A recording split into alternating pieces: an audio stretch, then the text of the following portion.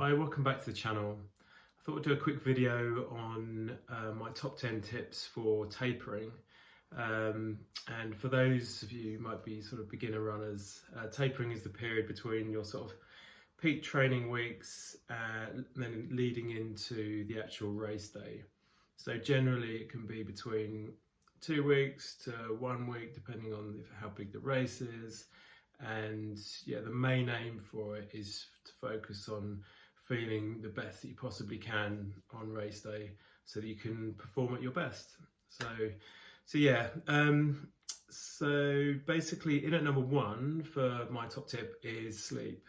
Now this can be done, I end up by doing like sleep tracking on my watch, and what can be quite good is maybe trying to go to bed half an hour earlier each night leading into the race, just to sort of bank as many sort of hours of good sleep, and the balance between REM and sort of deep sleep and light sleep, and that try and get that balance right. And maybe a slight reduction in caffeine throughout that 2 to 1 week of tapering, so that when you hit race day as well, if you do have things like caffeinated gels, or it has even more of an effect. So a slight reduction in caffeine if you drink loads of tea or coffee during the taper period can be quite useful. But the main thing is banking that sleep and trying to get that sort of that great balance between the different sort of sleep stages. So in at number 1 is sleep, which is the most important one, I think. And because you on race the night before race day, generally you want to account for having a pretty bad night's sleep, because you're going to be nervous for the next day, and so before that you've already banked enough sleep from the week before or prior to that, so that even if you do have a bad night's sleep the night before a race, you're still going to feel okay on race day morning. So number 2 is diet. It's quite a basic one, but I would sometimes incorporate a little bit of fasting, sometimes get down to race weight before you do the sort of carb loading in the last couple of days.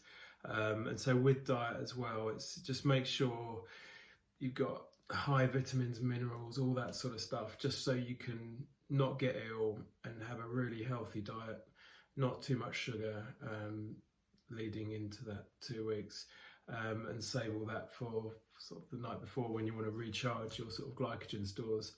So I think diet is key as well, and it's also sort of controlling the glucose spikes throughout the day, so it will also help you sleep during the evenings as well. So trying to have as much good, wholesome, healthy foods with salads or whatever is going to be really, really helpful. And also you might end up by shedding a few kilos ready for race day, so you don't have to carry it with you on whatever race you're doing. So in at number 2 I've got diet. Also in at number 3 I've got stretching and self-massage. I wouldn't put in too much sort of strength and conditioning, because by that time it's almost too late for those adaptations to kick in. So I'd want to play it safe with stretching, even massage guns, and just trying to get as supple and in a controlled manner as possible without pulling any muscles or anything. But also it will help you on race day, because if you put in high volume, your muscles are going to tighten up.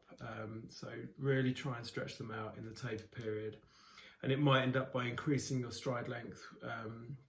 So on race day you can put in slightly higher paces with the same cadence. So yeah, having that maximum stride length, the triple extension and all that. So I think stretching is key as well. So in at number 4, I would look at reducing my volume. So if it's a 2-week taper period, the first week I'd probably drop down by about maybe 30 or 40% reduction in terms of the volume, and also the intensity. I wouldn't do really crazy sort of high hill rep sessions or high intensity, or some intervals as well it can increase the risk of injury at that later stage. And the last thing you want to do after getting really, really fit with a training block is to introduce an injury in that last stage of when you're tapering. So reduce the volume and intensity generally, but I would yeah, for the next stage, I'll go through this in more detail. But so in at number 5, we're looking at anti-inflammatory and immune system. Now this probably follows on a lot with things like the diet side, but so I included in the supplements, I'm having things like, I want to boost your immune system with things like vitamin C, zinc, and lots of vitamins and minerals, and salads. And anti-inflammatory wise, things like turmeric supplements are really good, just so that there's no inflammation going on in your joints, and to reduce it as much as possible. And also drinking, enough water with maybe a bit of electrolytes, so everything's sort of pumped up in terms of with your water in your body and stuff, so you're not dehydrated in any way at all. But that can mean that you can just feel so calm and be able to sort of hit race day in maximum sort of performance, really. So number 6, I'd say try and stay warm. Avoid sort of over chilling. If you are doing training, or check the weather reports, just to make sure that you stay, don't get too cold, so your energy is not being used trying to keep you warm, and which means a reduction in your immune system energy. So I would try to push as much of that energy in your body to keeping your immune system strong, so you don't want to get ill just before race day. So yeah, stay warm. Number 7, which I think is really important also, is keeping your legs ticking over throughout the taper period of maybe 2 weeks or so. When I say this, I'm thinking, and things like small progression runs are quite good. So you get past that sort of warm-up phase of 2 or 3 miles, and then once you're fully warmed up, you can almost go through the gears and maybe take it up to about 90% intensity or 80, just to keep topping up and refreshing your legs.